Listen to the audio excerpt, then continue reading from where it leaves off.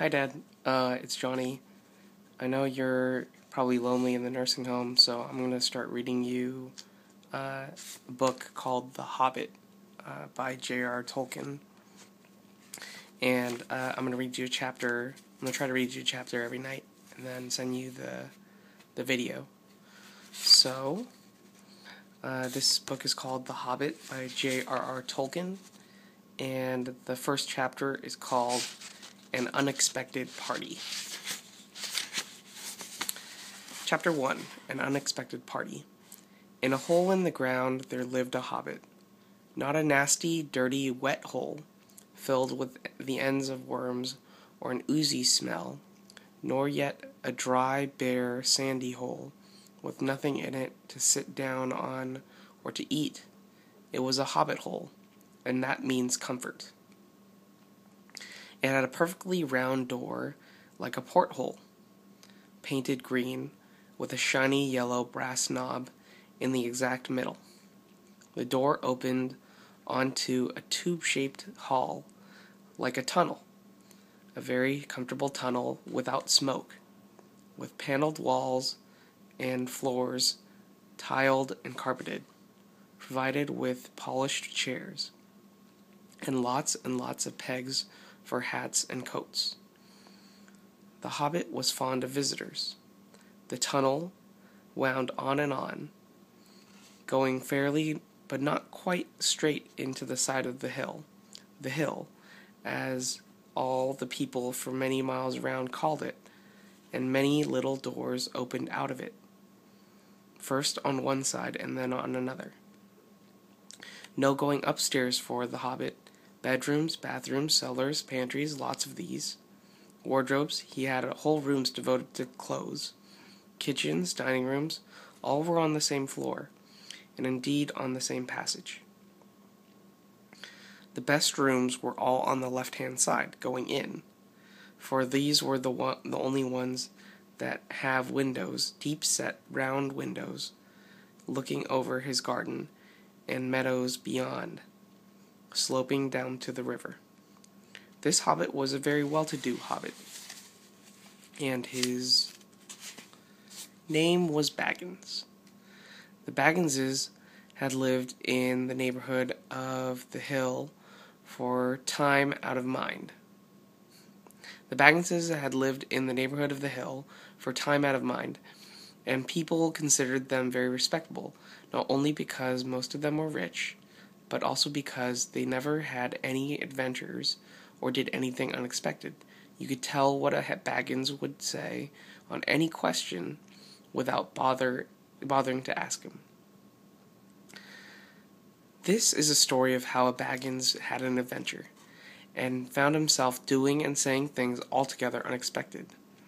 He may have lost the neighbors' respect, but he gained, well, you will see whether he gained anything in the end. The mother of our particular hobbit. What is a hobbit? I suppose hobbits need some description nowadays, since they have become rare and shy of the big people, as they call us. They are, or were, a little people, about half our height, and smaller than the bearded dwarves. Hobbits have no beards. There is little or no magic about them, except the ordinary, everyday sort, which helps them disappear quietly and quickly when large stupid folk like you and me come blundering along, making a noise like elephants, which they can hear a mile off. They are inclined to be fat in the stomach. They dress in bright colors, chiefly green and yellow, wear no shoes because their feet grow naturally leathery soles, and thick warm brown hair like the stuff on their heads, which is curly. Have long brown fingers, good-natured faces, and laugh deep fruity laughs, especially after dinner, which they have twice a day when they can get it. Now you know enough to go on with. As I was saying, the mother of this hobbit, of Bilbo Baggins that is, was the fabulous Belladonna Took, one of the 3 remarkable daughters of the old Took. head of the hobbits who lived across the water, the small river that ran at the foot of the hill. It was often said in other families that long ago one of the Took ancestors must have taken a fairy wife.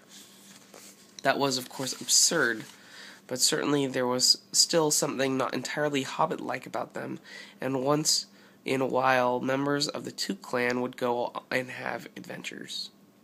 They discreetly disappeared, and the family hushed it up, but the fact remained that the Tooks were not as respectable as the Bagginses, though they were undoubtedly richer.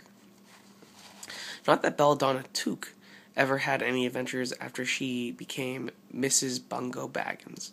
Bungo, that was Bilbo's father, built the most luxurious hobbit hole for her, and partly with her money. That was to be found either under the hill, or over the hill, or across the water, and there they remained to the end of their days. Still, it is probable that Bilbo, her only son, although he looked and behaved exactly like a second edition of his solid and comfortable father, got something a bit queer in his makeup from the Took side, something that only waited for a chance to come out. The chance never arrived until Bilbo Baggins was grown up, about 50 years old or so, and living in the beautiful hobbit hole built by his father, which I have just described for you, until he had, in fact, apparently settled down immovably. By some curious chance,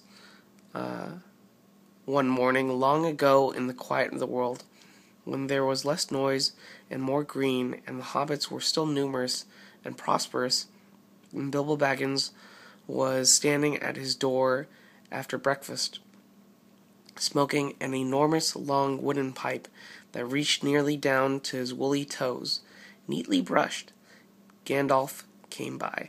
Gandalf!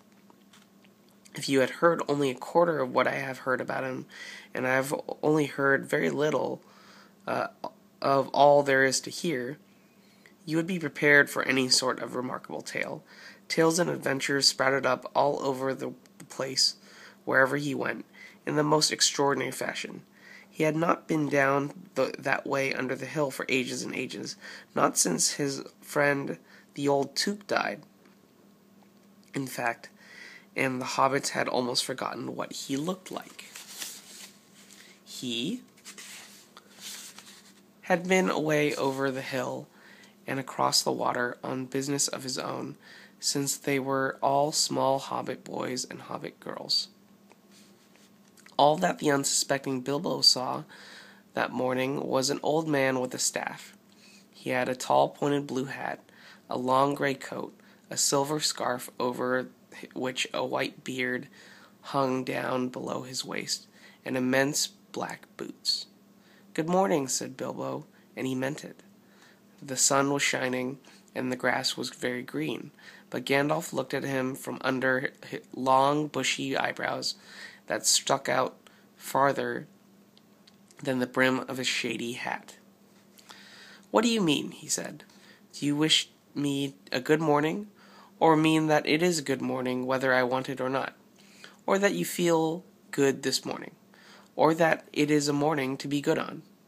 "All of them at once," said Bilbo, "and a very fine morning for a pipe of tobacco outdoors, into the bargain. If you have a pipe about you, sit down and have a fill of mine. There's no hurry, we have all the day before us." Then Bilbo sat down on the seat by his door, crossed his legs, and blew out a beautiful grey ring of smoke that sailed up into the air without breaking and floated away over the hill.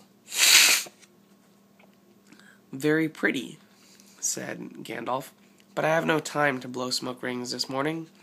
I am looking for someone to share in an adventure that I am arranging, and it's very difficult to find anyone." "I should think so in these parts. We are plain, quiet folk, and have no use for adventures. Nasty, disturbing, uncomfortable things make you late for dinner." "I can't think of what anybody sees in them," said our Mr. Baggins, and stuck one thumb behind his braces, and blew out another, even bigger smoke ring. Then he took out his morning letters and began to read, pretending to take no more notice of the old man. He had decided that he was not quite his sort, and wanted him to go away. But the old man didn't move. He stood leaning on his stick and gazing at the Hobbit without saying anything, till Bilbo got quite uncomfortable and even a little cross. "Good morning," he said at last. "We don't want any adventures here, thank you. You might try over the hill or across the water." By this he meant that the conversation was at an end. "What a lot of things you use good morning for," said Gandalf. "Now you mean that you want to get rid of me, and that it won't be good till I move off." Not at all, my dear sir. Let me see. I don't think I know your name." Yes, my dear sir. I do know your name, Mr. Bilbo Baggins, and you do know my name, though you don't remember that I belong to it. I am Gandalf, and Gandalf means me. To think that I should have lived to be good morning by Belladonna Took's son, as if I was selling buttons at the door. Gandalf. Good gracious me, not the wandering wizard that gave old Took a pair of magic diamond studs that fastened themselves and never came undone till ordered. Not the fellow who used to tell such wonderful tales at parties about dragons and goblins and giants, and the rescue of princesses and the unexpected luck of widows' sons. Not the man that used to make such particularly excellent fireworks. I remember those. Old Took used to have them on Midsummer's Eve. Splendid. He used to go up like great lilies and snapdragons and laburnums of fire and hang in the twilight all evening.